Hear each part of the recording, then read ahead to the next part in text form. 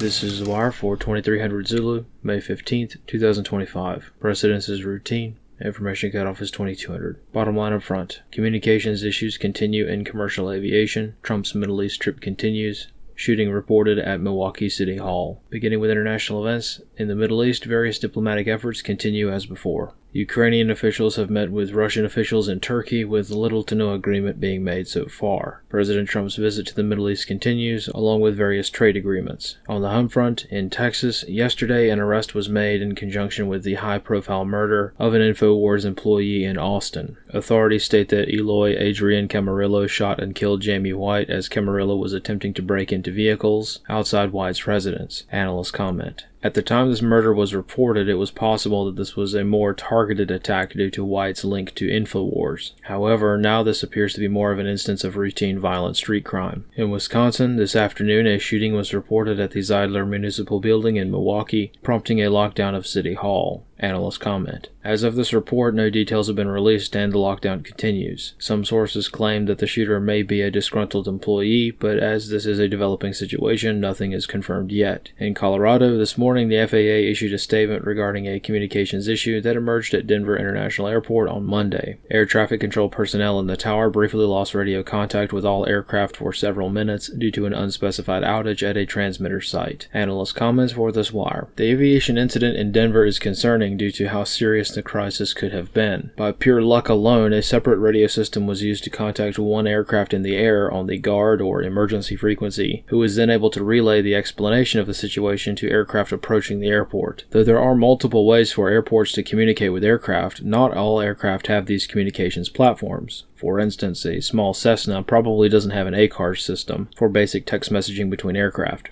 The fact that somebody had to get a hold of a random aircraft on guard is very telling. Most of the local news reports on the issue have cited closed-source, quote-unquote, insider information, which obviously can't be independently confirmed. However, based on this speculative information, it sounds like multiple radio outages had already occurred, and that the fifth and final method of communicating with aircraft via radio finally died. This is concerning for a multitude of reasons, but especially because the aircraft already inbound to the airport had no idea what happened. It is only via this truly last-ditch emergency radio system that airborne aircraft were able to figure out what had happened. It's one thing when an aircraft itself suffers a radio outage or some other communications issue, but it's vastly more concerning when a whole airport goes dark and can't communicate with aircraft that are already lining up to land. This concludes the wire for 2300 Zulu, May 15th, 2025.